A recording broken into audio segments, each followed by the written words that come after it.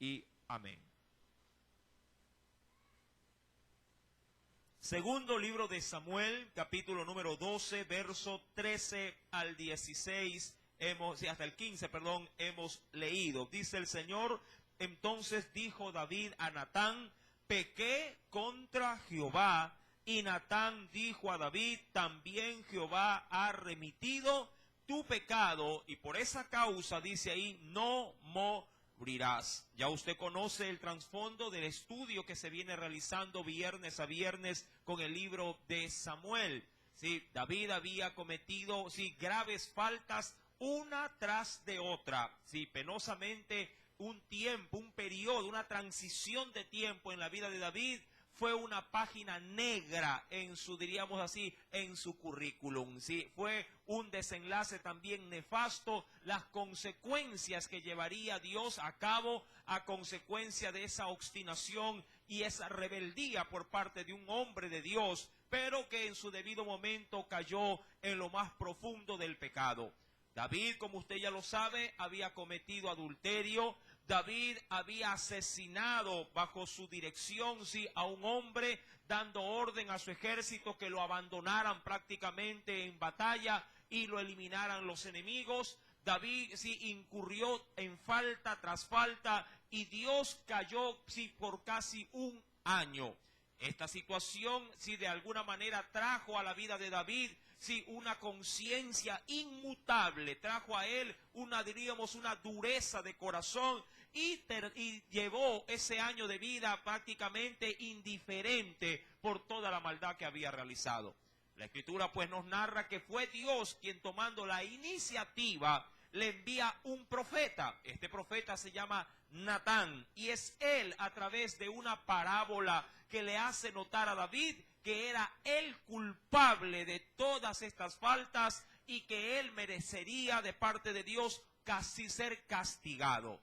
Cuando vamos a la Escritura, usted podrá corroborar conmigo la sentencia en la cual se nos dice, el verso número 14 nos dice: mas por cuanto con este asunto hiciste blasfemar a los enemigos de Jehová, el hijo que te ha nacido ciertamente morirá. Y Natán, dice ahí, por su parte se volvió a su casa. Como podríamos simplemente corroborar la palabra del profeta, fue como palabra del mismo Dios, recordando que un profeta llevaba el mensaje de Dios al pueblo. Y esto se cumplió casi que inmediatamente. Dice la Biblia en el verso 15: y Jehová hirió al niño que la mujer, dice aquí, que la mujer de Urías había dado a David, y enfermó gravemente. Usted sabe perfectamente, mi amado hermano, que esta situación que Dios permitió en el hijo de David, obtenido obviamente tras una relación que Dios no la había aprobado, porque David tomó a Betsabé por mujer y estaba casada. Esta relación fue un fracaso desde el inicio, pero Dios no habría de dejar pasar por alto ese pecado. Ahora se ve a Dios enfermando o aprobando una enfermedad en la vida de un pequeño para que muriera. Dios pudo haberle quitado la vida a este niño de golpe, pudo haber quitado la vida o la existencia a este niño, de la noche a la mañana. Pero no, Dios envió, como lo dice la Biblia, una enfermedad, pero una enfermedad grave o terminal. Y esa enfermedad produjo un lapso de tiempo en el cual vamos nosotros a analizar en esta noche, justamente esa transición en la vida de David, para poder ver, mi querido hermano, de qué manera nuestro Dios comienza a tratar con David, y David comienza también a sentir nuevamente en su vida la humillación que tanto él antes la practicaba para con su Dios. Ahora, entremos en estudio en esta noche. Vamos a adentrarnos en el verso número 16. Entonces, ¿lo tiene? Verso 16. Entonces David rogó a Dios por el niño. Y adicionalmente, ¿qué sucedió, mi querido hermano? Y ayunó David y entró y pasó la noche acostado en tierra. Ahora, usted recordará por la enseñanza del viernes anterior que Dios utiliza la tristeza, utiliza la congoja, utiliza de alguna manera la aflicción. ¿Para qué? Para poder tratar con el hombre. La tristeza, de acuerdo al Nuevo Testamento, en el concepto bíblico que es o que proviene de parte de Dios, es para guiar o para conllevar al pueblo al arrepentimiento. Sí, el dolor que viene del mundo produce muerte. La congoja del mundo produce muerte, pero la tristeza que viene de parte de Dios produce en la vida de un creyente arrepentimiento. Dios tuvo que tratar con David, no solamente al decirle que no habría de morir, sino que tuvo que tratar, con David duramente para sensibilizarlo. Sí, fue más o menos, mi amado hermano, como cuando usted de pronto comprando carne o comprando de pronto o que le hayan vendido pulpa para hacer algo especial, cuando se da cuenta luego de que está ahí que hierve como 4 horas ese pedazo de carne, usted lo saca aparentemente, dice que está listo, pero cuando va diríamos a someterla ya para probarla, se da cuenta que está endurecida. ¿Qué comienza usted a hacer para que la carne se pueda hacer suave? Hay muchos procedimientos, pero el más típico, ¿cuál es? Tiene que golpear la carne, sí, tiene que caerle a palo a la carne para que ésta pueda de alguna manera tomar, sí, en ese sentido, sí, la blandura necesaria para poder preparar el alimento que usted quiere de pronto de manera especial, sí, servir en la mesa. Mi amado hermano, Dios comienza a ablandar esa carne, sí, ¿la carne de quién? De David. Sí, pero claro, no le pega directamente a él, pero usa lo que a él en ese momento más lo atraía, que era su hijo. Obviamente, el hijo que había nacido de Betsabé y David no tenía la culpa de los actos o los hechos que habían cometido ambos, porque no solamente cometió adulterio David, sino que también cometió adulterio ¿quién? Betsabé. Amén. Esta situación, mi amado hermano, por forzosamente necesitaba ser reprendida. Y a veces, mi amado hermano, el hombre, hablando de manera natural, el hombre no quiere ser reprendido por sus obras. Recuerda que el hombre por naturaleza, cuando se le exhorta, cuando se le hace ver su mal, el hombre más bien es renuente y se aleja de la exhortación del Señor. Digo esto por las palabras de Jesús. ¿Cuáles? Acompáñeme al Nuevo Testamento. Venga, por favor. Sí, al Evangelio según San Juan.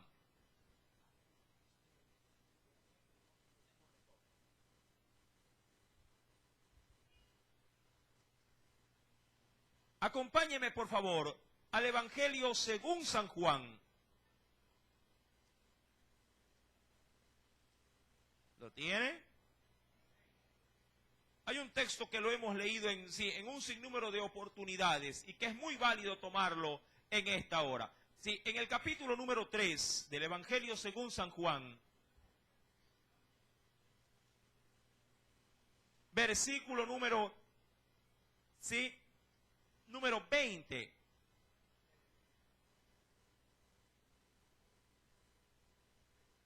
Evangelio de Juan, capítulo 3, verso número 20, nos dice, porque todo aquel que hace lo malo, y eso hablando en términos generales, todo aquel que hace lo malo, ¿qué sucede? Aborrece la luz, aduciendo que la luz se la puede representar a través de Cristo, la luz se la puede representar a través de la palabra de Dios, la luz se la puede representar a través de la obra del Espíritu Santo, sí, de muchas formas se puede asociar esa luz. Todo aquel que hace lo malo aborrece la luz y no viene a la luz para que sus obras, dice ahí, no sean reprendidas. Y aquí quiero sacar un pequeño énfasis de manera muy personal, una apreciación muy personal. David en ese año, mi querido hermano, no vino a la luz, no vino a Dios, porque sabía que sus obras tenían que ser ¿qué cosa en Dios? ¿Qué tenían que ser en Dios esas obras? Reprendidas. Él estaba seguro que Dios sí lo acogería en su misericordia, en su gracia, pero sus obras, el fruto de ellas, tenía que ser reprendido. Dios habría de tomar a su hijo para reprenderlo. Pudo haberlo hecho directamente con el ofensor. Pero mi amado hermano, como bien también lo han dicho muchos profetas de Dios, ¿qué podría decir el barro para con el alfarero? ¿Qué podría decir lo creado para con su creador diciéndole, no, Señor, yo quiero que tú me corrijas de esta manera o que tú me trates de esta forma cada vez que te ofendo? Mi amado hermano, el hombre no tiene potestad para poder decirle a Dios cómo debe de hacer para castigar. Yo le pregunto, cuando usted ve en su hijo una falta que necesita ser sancionada, ¿usted sigue los consejos de su hijo para reprenderlo? Ahora, ellos le dicen de vez en cuando, no mamá, pégame pero no tanto, que sean 3 nomás. Y eso es los que quieren 3. Hay unos que dicen, pégame 1. En casa a veces me dicen, pero que no me pegues tú, que mi mamá lo haga. Claro, porque la mano es más suave. Se ríen cuando mi esposa les pega. Mi amado hermano, ¿podría usted decirle a Dios, si trátame de esta o de aquella manera para poder, sí, recibir mi justa retribución? Obviamente que la Escritura nos advierte y nos dice que el Señor no nos ha castigado conforme a nuestras obras. Si algo Dios ha hecho con nosotros es tener grande misericordia y no nos paga con la misma moneda. Pero eso no significa que Dios apruebe nuestros malos caminos y que Dios de alguna manera se prive para no castigarnos. Nuestras acciones necesitan ser reprendidas cuando estas necesariamente, sí, en Dios necesitan también ser enderezadas. David sabía que él tenía una sentencia. Dios le había dicho a través del profeta Natán, versículo 14 en la parte final, el hijo que te ha nacido ciertamente morirá. Esa era la sentencia de Dios.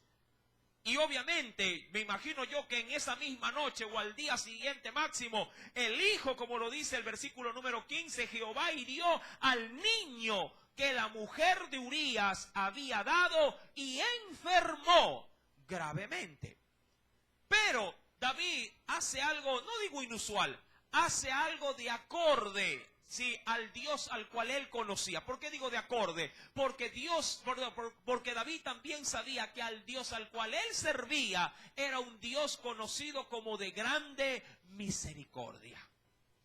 Ya más adelante lo estaremos viendo en otros pasajes bíblicos, que en una oportunidad David se vuelve a llenar de orgullo.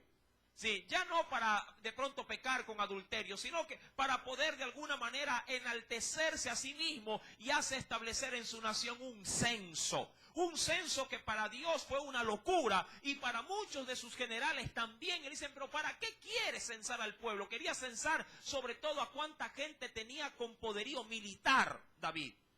David, mi amado hermano, fracasó mucho en muchas áreas porque era un hombre común y corriente como usted y como yo. No hay gran diferencia entre él y nosotros. La única diferencia la hace cuando el hombre se determina a buscar ¿de quién? A buscar de Dios. Eso es lo que hace la diferencia. Y Dios, mi amado hermano, le da alternativas, le da opciones como la puerta 1, la 2 o la 3. Le dijo, ¿cuál quieres? En la puerta 1 tus enemigos van a destruirte. En la puerta 2 sí vas a tener calamidad por ni sé cuántos meses. Y en la puerta 3 sí vas a estar conmigo 3 días porque te voy a reprender. 3 días. Y él dijo, no, con los hombres no caigo ni de broma, porque los hombres son implacables, pero mejor es caer en las manos ¿de quién? De Dios. Y dijo, si me vas a reprender, repréndeme sí esos 3 días, pero contigo. Porque sea como sea, a ti puedo clamar, a ti puedo implorarte y tú me vas a responder. Y así fue. Lo que no sabía David es que cuando cayó en las manos de Dios para ser reprendido, vino una mortandad terrible sobre toda la nación de Israel. Mi querido hermano, Dios no puede dejar pasar por alto nuestras ofensas. Las perdona, pero nuestras acciones pueden tener consecuencias. Siempre trato de ahondar en esto, mi amado hermano. Nuestras acciones pueden ser perdonadas. Usted ofende a Dios, de pronto comete, como lo hizo con David, adulterio. Dios se lo perdona cuando usted lo busca. Que de pronto usted tomó algo que no era suyo de su trabajo, Dios se lo perdona. Pero lo que no le perdona el hombre es que lo boten del trabajo por haberse robado aquello. Lo que no le perdona, mi amado hermano, si diríamos las leyes, es que en esa relación de adulterio usted procreó un hijo y ahora le obligan a criarlo o a pasarle mensualidad durante toda su mayoría de edad, hasta que cumpla 18 años. Eso no se lo quita, la sanción estará ahí. ¿Me explico? Dios le perdona que usted no haya estudiado, pero Dios no le va a perdonar que usted se esté quedando de año. La acción, diríamos como tal, recibe perdón, pero las consecuencias de esas acciones quedan. ¿Cuántos han experimentado esto? ¿Verdad que es así? Dice, ay, Señor, perdóname. Y perfecto, Dios te perdona. Y te dice, no hay problema, mi hijo, te has arrepentido. Sí, recibe mi gracia, mi misericordia, mi perdón. Vuelve a casa. Pero todo el desastre que provocamos, debemos de afrontarlo. Ahora David estaba con un hijo, sí, obtenido de una mujer que no era su mujer. Claro, ya el marido había muerto. Él mismo se había encargado de matarlo. Mas, sin embargo, Dios le dijo, ese hijo va a morir, David. Mira que te lo anticipo, y el niño cae gravemente enfermo. Ahora David hace algo coherente, que lo haría cualquier madre. Yo le pregunto, si usted recibiera una sentencia de esa naturaleza por un pecado, ¿cómo usted reaccionaría? Si ustedes le dijeran, perfecto, te has cometido esto, tu hijo va a morir. ¿Cuántas de ustedes harían algo por ese hijo? Aun cuando Dios les haya dicho que va a morir. Muchas dirán, hermano, así Dios me lo diga cada 5 minutos, va a morir, va a morir. Yo cada 4 minutos estaré orando y clamando, para que eso Dios no lo lleve a cabo. Y es aquí donde quiero entrar en esta lección espiritual. La primera, mi querido hermano, sí, es esta. Dice la Biblia en el versículo número 16, entonces David rogó a Dios por el niño y ayunó y entró y pasó la noche acostado en tierra. Diría yo, recuperando el tiempo perdido. No por sí mismo, sino también por su hijo. Era su hijo. Y me imagino a David postrado, acostado de largo a largo en tierra, sí, solicitando de Dios misericordia. Me imagino que las primeras palabras que ha de haber dicho David a Dios orando es, este niño no tiene la culpa. Si alguien quieres matar, mátame a mí. Si alguien te quieres llevar, llévame a mí. Pero no permitas que un inocente pague los platos rotos por mis acciones. Eso era lo coherente. Y David no se quedó solo con la oración, sino que la respalda con un ayuno. Obviamente dejó de comer, dejó las cosas habituales a las cuales él todo un año se había dedicado de lleno. Así, a los banquetes, se había dedicado de lleno a la borrachera, se había dedicado de lleno a la vagancia, porque él debió haber estado ¿en dónde? Usted ya lo recuerda, ¿en dónde? En la guerra. Era tiempo de que los reyes vayan a pelear. Y él se quedó cómodamente, placenteramente en casa.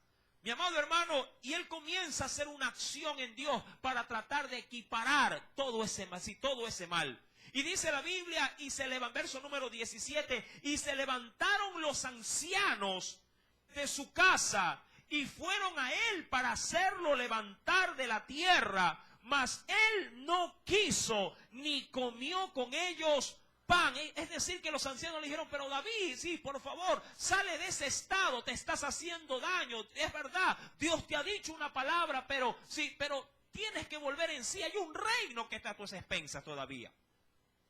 Mi querido hermano, dice la Escritura, versículo número 18, y al séptimo día murió el niño. Murió. Mi amado, Dios, y usted lo sabe muy bien, yo se lo he dicho en muchas oportunidades, sí, desde este altar, Dios no se mueve, sí, por nuestros sentimientos. Dios no obra por nuestras emociones. Dios siempre se va a regir conforme a la convicción de su propia palabra o de su voluntad. Usted a Dios no lo mueve, sí, porque es un mar de lágrimas, sí, cuando está orando, obviamente pidiendo algo que Dios le ha dicho que no se lo va a dar. Usted no puede mover la mano de Dios cuando usted sabe perfectamente que en la palabra de Él, en su voluntad, Él le ha dicho que eso a usted no le conviene. Por ejemplo, la Biblia dice que no debemos de satisfacer los deseos de ¿qué cosa? De la carne, sabiendo que esta carne, mientras usted más la alimenta, no estoy hablando de la comida, sino en este caso de las vanidades del mundo. Mientras usted más le hace placentero a la carne, eso usted lo debilita, lo aleja de Dios, lo aparta de la voluntad de Dios. Y si usted está encaprichado en que quiere esto, quiere lo otro, y está orando por aquello, orando por ello, mi amado hermano, Dios no se lo va a conceder así usted se pare de cabeza. ¿Sí? Aquellos, como la otra vez mencioné a manera de ejemplo, que están orando para que Dios se lleve al marido porque es una piedra de tropiezo. Señor, llévatelo. Y el marido está más sano que ella. No se lo va a llevar, mi amado hermano. No ore de esa manera. Porque esa no es la voluntad de Dios.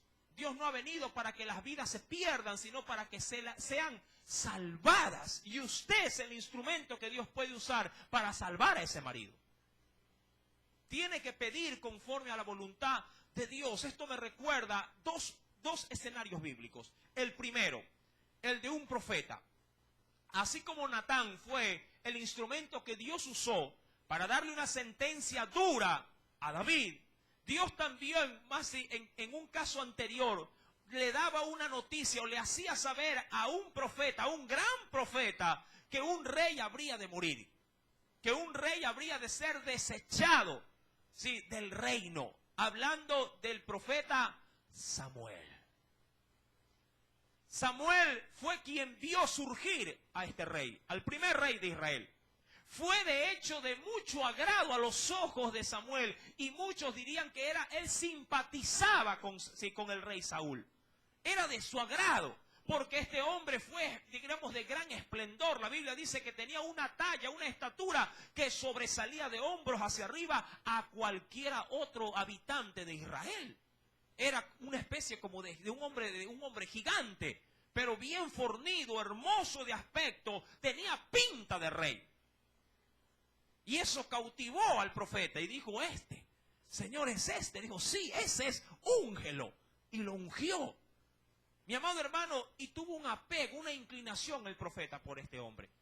Mas cuando Saúl desobedece a Dios, Dios le hace saber, así como le hizo saber a Natán el pecado de David, le hace saber el pecado del rey Saúl. Y le dice, anda y dile, sí, que por cuanto me ha desobedecido, va a dejar de ser rey. Y cuando el profeta Samuel se entera de esto, hace lo mismo que hace ¿quién? ¿Qué hace David? Se entera de esto y comienza a orar, comienza a clamar, comienza a ayunar, comienza a doblar rodillas pidiéndole a Dios, Señor, dale otra oportunidad. Señor, yo te pido que reviertas esta situación. Pero, amado hermano, el profeta se había olvidado de que la palabra de su Dios había salido de su boca. Y Dios no es hombre, ¿para qué? Para arrepentirse. No es hombre, mi amado hermano, para mentir. Todo lo que Él lo dice, lo cumple. Yo quisiera, por favor, simplemente enfocarme en la respuesta que Dios le da a este profeta. Acompáñeme, por favor, al primer libro de Samuel.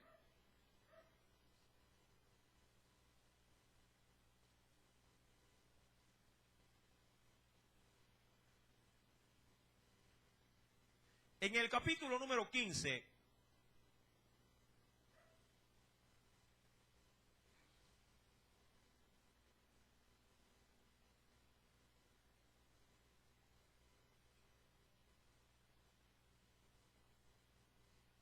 ¿lo tienen?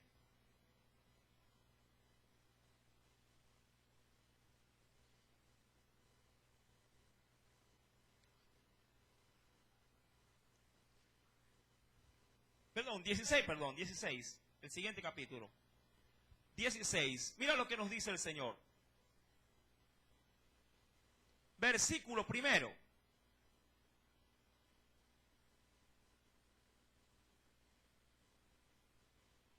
¿Ya lo encontró? Luego de que, bueno, en el capítulo 15, Samuel en la parte final del capítulo es un mar de llanto por el rey, pidiendo misericordia. Verso número 16, el capítulo 16, perdón, verso primero.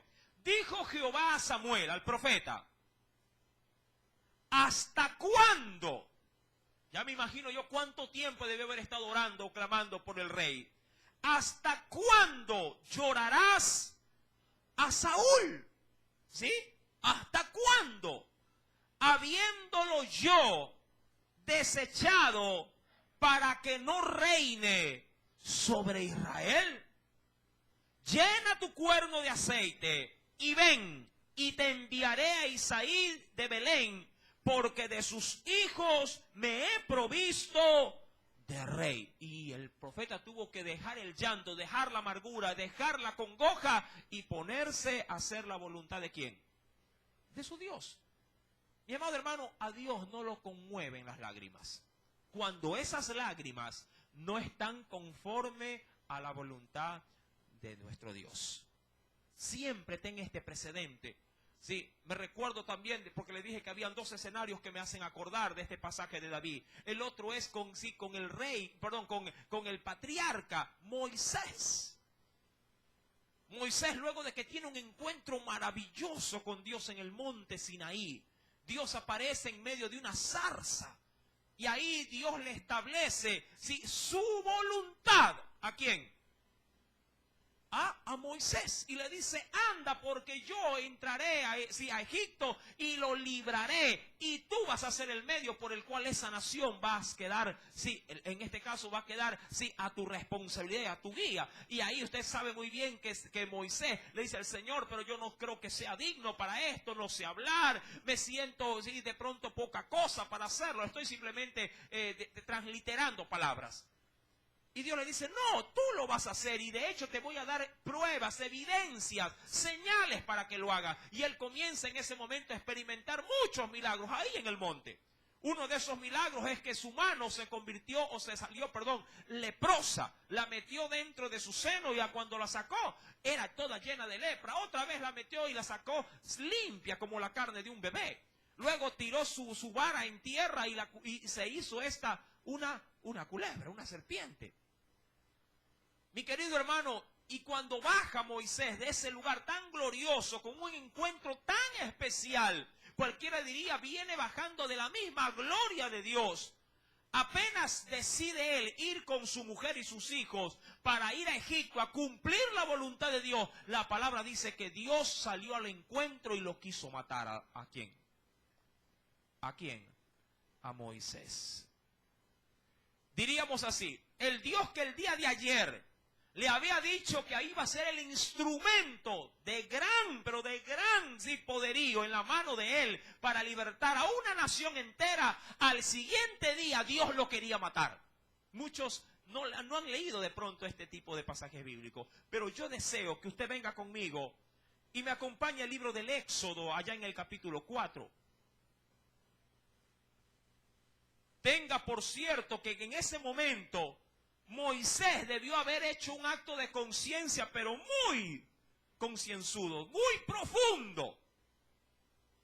Éxodo capítulo 4.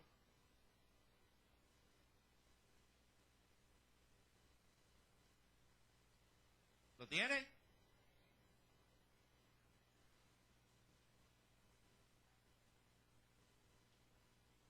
Dios le había dicho, cuando hablaba con Moisés, ya lo tiene, Éxodo capítulo 4, verso 18 voy a leer, quiero llegar al 25.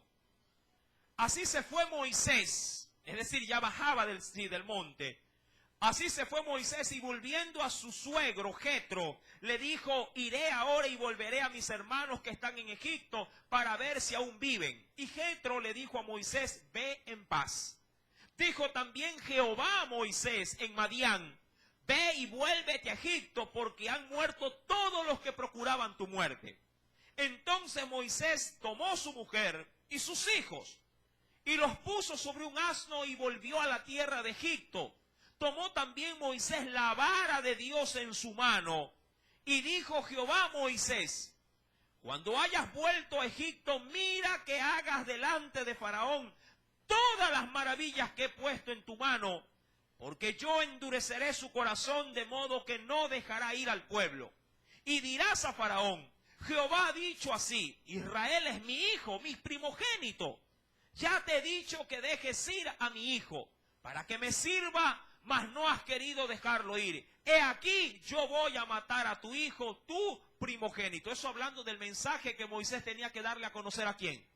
A Faraón. Verso número 24. Y aconteció, es decir, ya cuando Moisés iba, ¿a dónde? A Egipto, a cumplir las órdenes directas ¿de quién? De Dios. Yo pregunto, si usted saliera encomendado a hacer un propósito en Dios exclusivo, usted no se sentiría no solamente orgulloso, sino que se sentiría el hombre más poderoso, el hombre más invencible, sabiendo de que Dios lo está usando. Y que Dios la noche anterior, si así lo quiero ver en este pasaje, le acaba de dar nuevamente a manera de confirmación palabras que ratificaban el encuentro que había tenido ya en la zarza, ya en el monte. Mi amado hermano, la Escritura nos dice pues en el verso número 24, y aconteció en el camino que en una posada, ¿sí? El camino era largo, Jehová le salió al encuentro. ¿A quién? A Moisés. ¿Y qué dice la Biblia? Y quiso matarlo. Ahora, muchos mencionan que así que a este Moisés en esa posada le dio, muchos dicen disentería. Otros mencionan que lo agarró una infección, una fiebre, sí, de una naturaleza pero abismal, sí, que era incontrolable. Pero algo es seguro, estaba muriendo en esa posada, ¿quién? Moisés, porque la Biblia dice que Jehová quiso, ¿qué cosa? Quiso matarlo. La pregunta es, ¿por qué? ¿Por qué quería matarlo? Sabiendo que tenía una gran comisión por delante. Y la respuesta es sencilla, porque Moisés no había circuncidado a su hijo primogénito. Razones hubieron muchas. La mujer fue una de las mayores excusas que tuvo él para no circuncidar a su hijo. Él se había unido a una mujer, si bien es cierto, emparentada en algo con el pueblo de Israel, pero con costumbres diferentes a las que ya Dios había establecido de los tiempos desde Abraham. Séfora, esposa de Moisés, de seguro fue la primera que impidió que al pequeño se le cortara al octavo día el prepucio de la carne de su hijo. Y dijo, pobrecito, va a sufrir al niño, déjalo nomás, ya después se le cortará.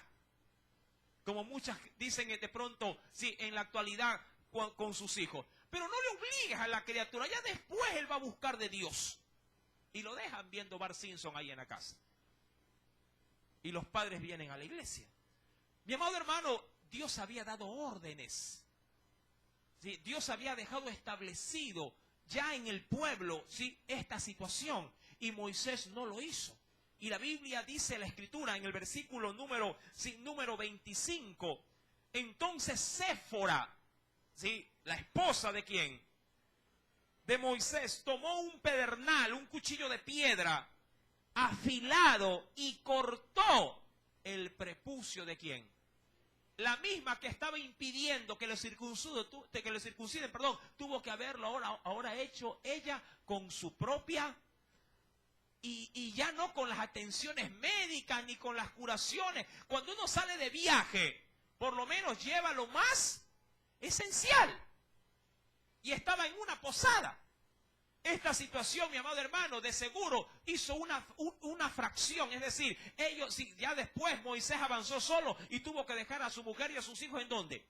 En la posada. ¿Para qué? Para que el niño pudiese recobrar fuerza. Al octavo día, la circuncisión era el dolor más grande que se podía sentir. Mi querido hermano, dice pues la Escritura, en el versículo número 25, ella cortó el prepucio de su hijo y lo echó a los pies ¿de quién? De Moisés. Lo echó a sus pies diciendo, a la verdad, tú me eres un esposo de sangre. Es decir, lo hago, pero no porque quiero, sino porque a la verdad, si no lo hago, te mueres. Como cuando quisieron echar a Jonás fuera del barco. No lo querían echar, Pero como la barca se hundía, el barco se hundía, ¿qué decidieron todos los tripulantes? O es la vida de nosotros o es tu vida. Pero aquí, sí, alguien tiene que hacer la voluntad de Dios. Y terminó prácticamente accediendo Jonás ¿a qué? A que lo tiraran por la borda. Mi amado hermano, nada moverá la mano de Dios si no es conforme a su voluntad. Ni los llantos, ni las crisis, ni los berrinches que tú le hagas a Dios. Hay gente que le hace huelga de hambre a Dios con los ayunos. Sí, voy a ayunar para que el Señor liberte, para que el Señor me sane. Y Dios no sana. ¿Verdad? Sigue la enfermedad ahí. No porque Dios no quiera sanar. Dios sabe a quién quiere sanar. Y Dios sabe a quién no quiere sanar. La palabra y las promesas están ahí, claro que sí. Pero Dios las obra o las opera o las lleva a cabo en quien Él cree conveniente llevarlas a cabo. No es una regla general, sí, para que todos se sanen. Muchos se sanarán y otros no se sanarán. Gloria a Dios por lo que Dios quiere sanar. Y gloria a Dios por aquellos quienes no quieren sanar. Igual, tanto sanos como enfermos, ambos glorifican y bendicen al Dios que sirven. ¿Me explico? No es una regla que el Señor sane o salve a todo el mundo. Salvará a unos cuantos en la familia y a otros no, porque todo estará conforme a su voluntad. Él tendrá misericordia de quien quiere tener misericordia. Así ha dicho su palabra. Aún a la esposa, cuando analizábamos Corintios, se dice, ¿quién sabe tú, oh mujer, si harás salvo a tu marido? No es una ordenanza de Dios que la mujer reciba a su marido salvo. Habrán maridos que se salven y habrán maridos que no se salven. No depende de mí, depende de Dios. ¿Me explico? Claro, uno hará todo lo que está a su alcance para que los nuestros se salven. Pero a la larga sucederá como el Señor lo ha explicado. Allá cuando topaba a sus discípulos dándole ciertas pautas de cómo sería su venida. 2 estarán en una cama, 2 estarán en una cama. El uno será tomado. Pregunto, ¿y quiénes? Cuando usted se acuesta y cuando se habla de 2 estarán en una cama, ¿de qué cree usted que está hablando? ¿En dónde se ejecuta eso? ¿En dónde se puede ver eso? ¿Acaso no es en el hecho, sí, de un hogar? ¿En una cama acaso no se acostará un marido y una mujer?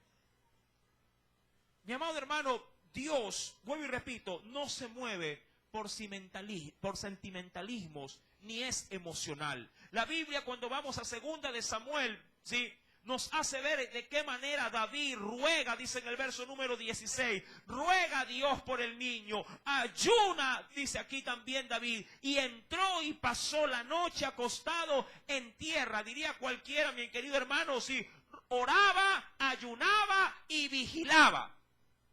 ¿Cuántos días lo hizo? ¿Cuántos?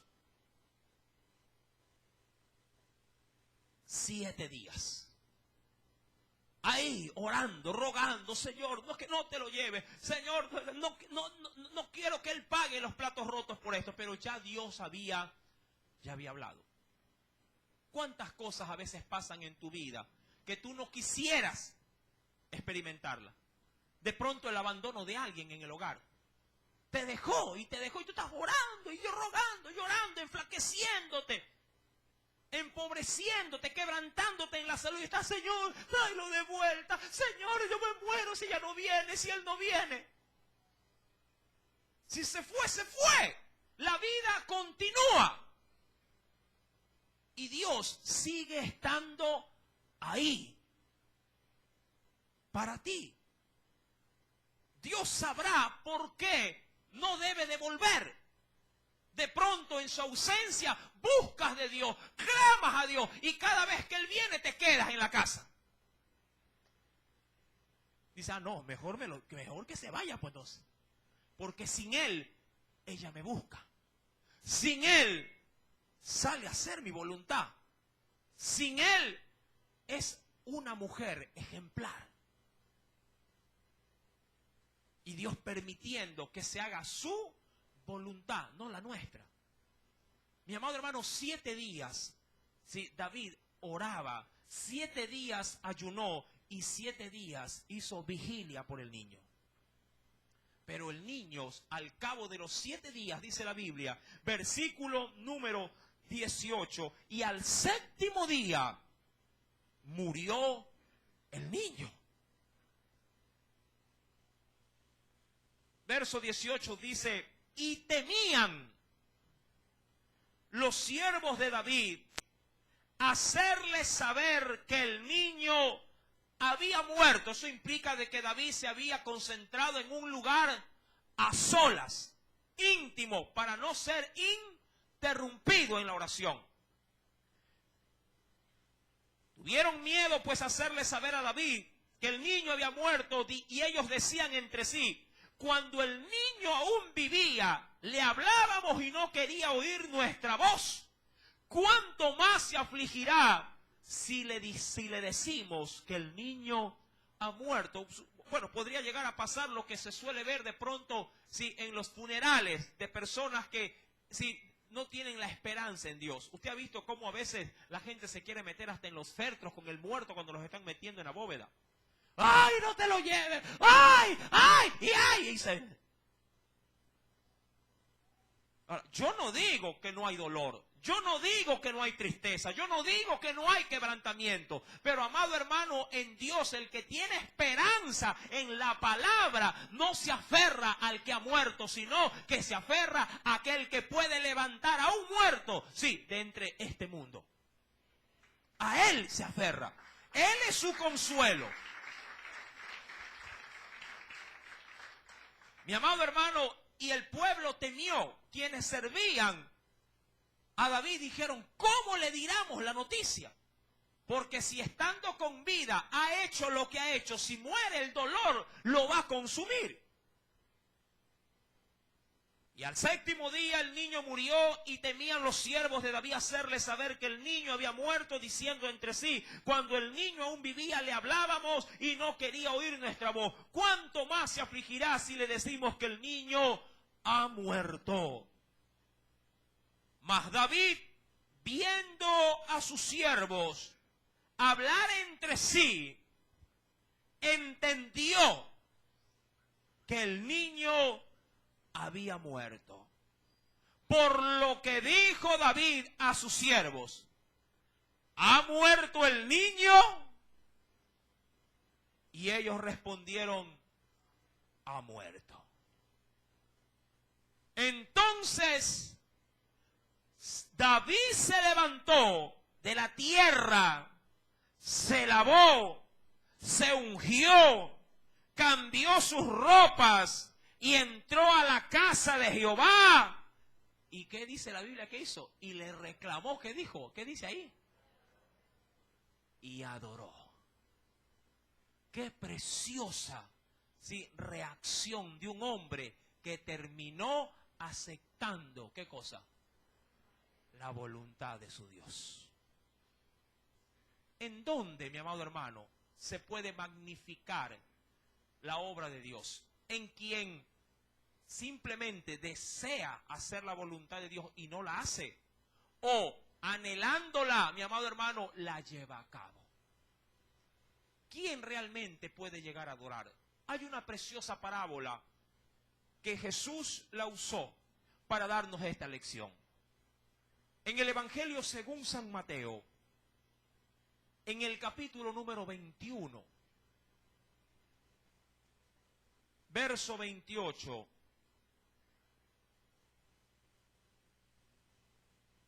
Evangelio según San Mateo, capítulo 21.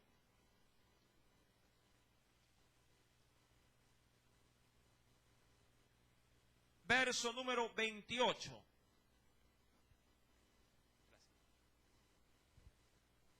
¿Lo tiene?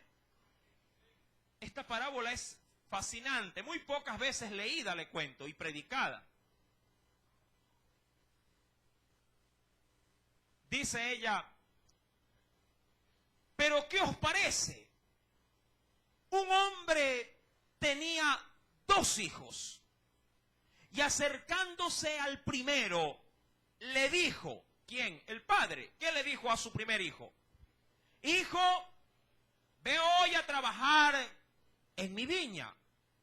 Respondiendo él, es decir, su hijo, le dijo, no quiero. Pero después, arrepentido, fue. ¿Fue a qué?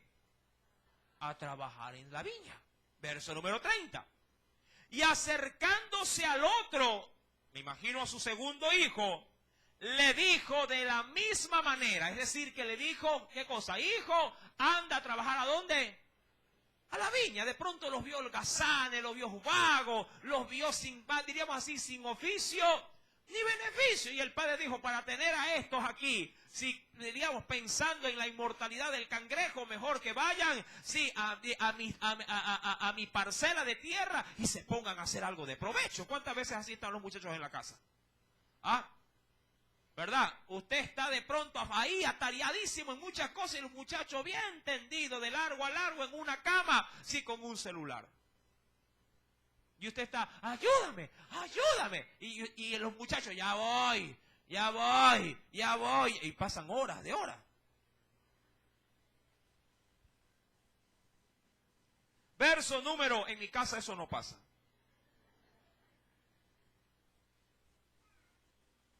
No pasa con frecuencia. Ahora, dice la Biblia, ¿cuál de los 2 hizo la voluntad de su padre? No, termino de leer, perdón, el versículo número 30, ¿no? Y acercándose al otro le dijo de la misma manera, y respondiendo él le dijo, sí, Señor, voy. Pero no fue. ¿Cuál de los 2 hizo la voluntad de su padre? Mire, y todos dijeron lo mismo. Dijeron ellos, ¿quién? El primero hizo la voluntad. ¿Cuál hizo la voluntad? No el que dijo que no iba a ir, sino ¿quién? El que lo hizo. Esto no se trata, mi amado hermano, simplemente de aceptar las palabras que hoy por hoy estamos aprendiendo y decir, oye, está bien, es verdad lo que el Señor ha dicho, por eso es que debo de hacer esto, debo de corregir esto en mi vida, ya no me voy a aferrar a ese marido que hasta me pega, me maltrata, mejor me voy a aferrar a mi Dios, porque Él sí me cuida, Él vela por mí, Él está atento a mis necesidades. ¿Verdad que es así? Mi querido hermano, esta situación de los 2 hijos demuestra palpablemente que no es lo que, si no es lo que se anhela, lo que convence a la mano de Dios, sino el acatar obedientemente a lo que su voz, ojo, su voz, su palabra, sí, nos dice que debemos o que debamos de hacer. David sabía que Dios le había dicho, tu hijo va a morir. Claro, ¿sabe lo que hizo David? David dijo lo que muchos decimos aquí hoy por hoy. ¿Qué cosa? Mientras hay vida, hay esperanza. Debió haber sido eso, diríamos su postura. Si el niño está vivo, hay esperanza de que Dios se retrotraiga de qué, de lo que ha dicho. Y por eso es que ayunó, por eso es que gimió, por eso es que dejó de comer, por eso es que sí vigiló, porque se aferró a este dicho. Si hay vida, hay esperanza para este niño. Pero muerto el niño, la Biblia dice, él de manera inmediata dijo en su corazón por seguro, si el niño murió, si yo no he podido hacer nada, lo intenté, pero Dios ha hecho conforme a su palabra, su voluntad. Versículo número 20.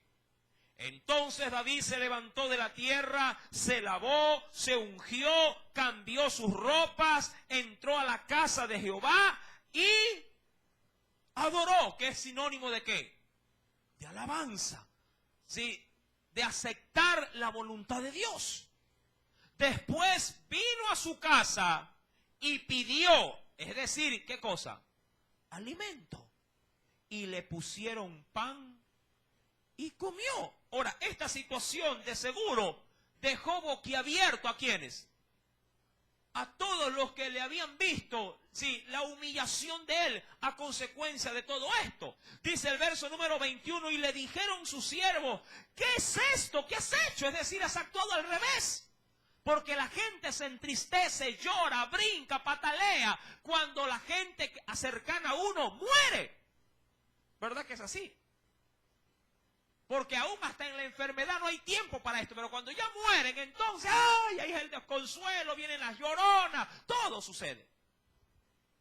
Mi amado hermano, y esto impactó y dijeron, ¿qué es lo que has hecho? Explícanos, no entendemos esto.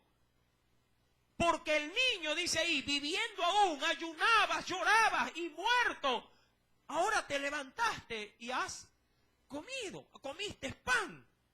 Y él respondiendo, ¿qué les dijo? Verso número 22. Viviendo aún el niño, yo ayunaba y lloraba diciendo, ¿quién sabe si Dios tendrá compasión de mí y vivirá el niño? Mas ahora que ha muerto, ¿para qué he de ayunar? ¿Podré yo hacerle volver? Yo voy a él, es decir, yo voy al mismo rumbo que ha ido a él, o en algún momento iré. Mas él no volverá a mí. Y consoló David ¿a quién? Porque ¿quién también sintió esta pérdida?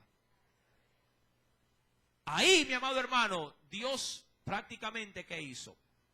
Sí, restituyó el daño que estos dos habían provocado.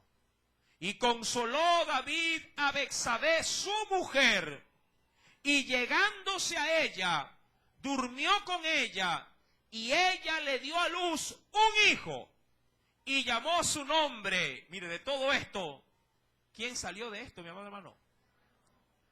Y llamó su nombre Salomón, al cual amó Jehová. Y envió un mensaje por medio de Natán, profeta, diciéndole, así llamó su nombre Jedidías, ¿a causa de quién? De Jehová. ¿Por qué? Porque Salomón significa amado, amado de Jehová. Amén. Y de esa manera, David aprendió, ojo, aprendió a hacer la voluntad de su Dios. ¿Cómo quieres aprender tú? ¿Con dolor? ¿Con duro trato? ¿Quieres ser tratado como y disculpa la expresión, como un animalito que es arriado conforme, sí, a la vara que se le pega para que se encamine?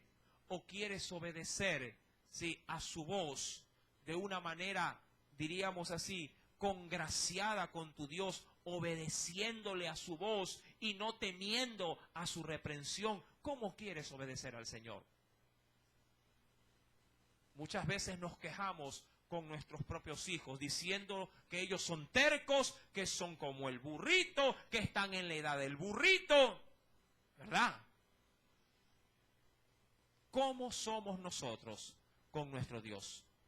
¿Obedecemos a su voz o esperemos que venga sobre nosotros, sí, su mano de reprensión o de castigo, para ahí comenzar a decir, ay Señor, ahora sí te voy a servir, ahora que has tocado a mi hijo y está en un hospital, ahora sí voy a buscarte, ahora que me han botado del empleo, ahora sí voy a diezmar? Ya cuando no tiene, quiere diezmar.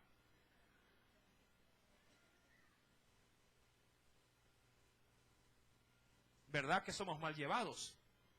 Cuando estamos enfermos, ahí le decimos, Señor, ahora sí voy a predicar, y está enfermo.